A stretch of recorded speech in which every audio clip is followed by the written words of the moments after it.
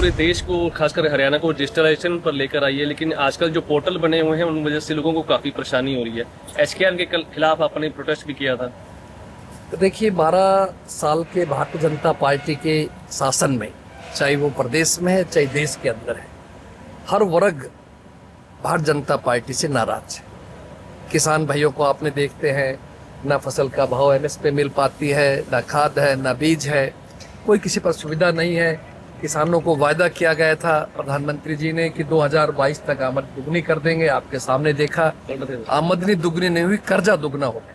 इसी तरह से व्यापारी भाई, कर्मचारी भाई, हर व्यक्ति परेशान है। जहां तक एचकेआर का आपने प्रश्न किया, उसके बारे में कहना चाहता हूं कि जब इन्होंने संकल्प पत्र जारी किया 2024 का, तो उसमें एक लाइन लिखी हुई आप पढ़ेंगे कि कौशल रोजगार निगम के 1,20,000 कर्मचारियों को हम पक्का करेंगे, ये उनकी घोषणा थी। लेकिन आज इतना समय होने के बावजूद भी, जब रोजगार निगम बना ये एचकेआर 2021 में बनाया गया, 22 में काम शुरू करना किया गया, रजिस्ट्रेशन मांगा गया, लगभग 15 लाख हमारे नौजवानों ने रजिस्ट्रेशन करवाया। और आपको सुन के आश्चर्य होगा, लगभग 1,13,000 ही उसमें सर्विस लगाए गए, और 1,13 में से भी 97,000 वो लोग हैं जो दूसरे विभागों में काम कर रहे थे, उनको डिप्लॉयड किया गया। एम्प्लॉयमेंट लेटर नहीं, अपॉइंटमेंट लेटर नहीं था, डिप्लॉयड लेटर था।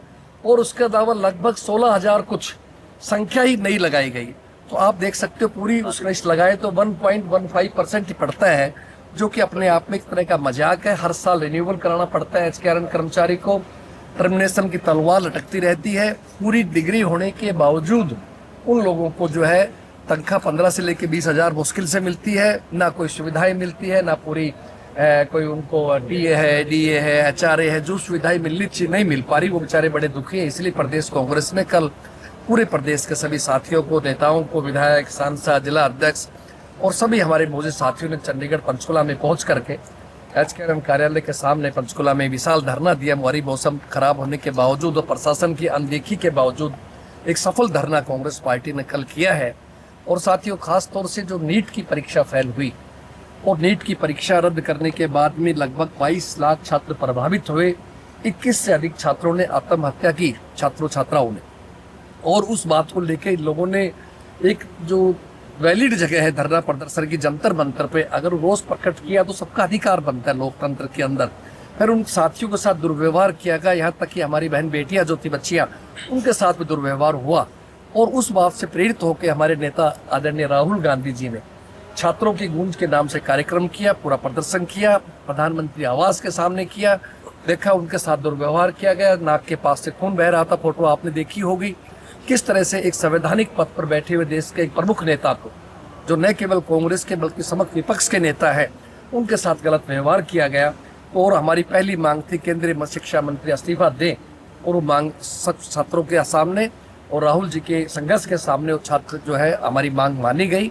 और इसी तरह से जो है आज पूरा छात्र पूरे देश के अंदर सड़कों के ऊपर है। और उसका परिणाम आपने देखा, अभी 12 साल की बीजेपी के शासन में शायद पहली बार ऐसा होगा कि जो उपचुनाव हुए देश में, दो जो पार्टी अपने आप को विश्व की सबसे बड़ी पार्टी कहती है, उस पार्टी के राष्ट्रीय अध्यक्ष के गृह क्षेत्र में उपचुनाव बीजेपी हारी है, अपने बूथ से भी हारी है।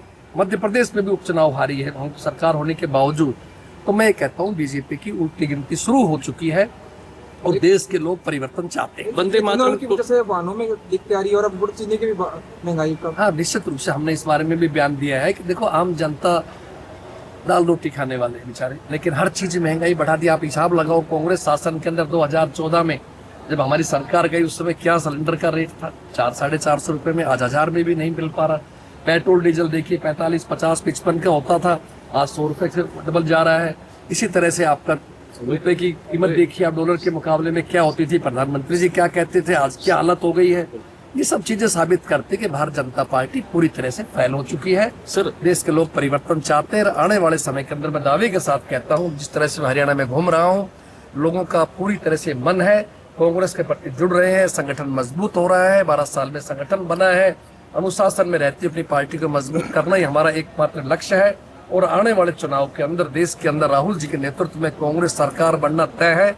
और हरियाणा में रिकॉर्ड बहुमत के साथ 70 से अधिक सीटों के साथ कांग्रेस सरकार बनाई। हमसे जुड़े रहने के लिए हमारे YouTube चैनल को सब्सक्राइब करें और नई वीडियो की नोटिफिकेशन के लिए बेल आइकॉन को दबाएं। अगर आप ये वीडियो Facebook पर देख रहे हैं तो लाइक जरूर करें और ज्यादा से ज्यादा शेयर करें। धन्यवाद।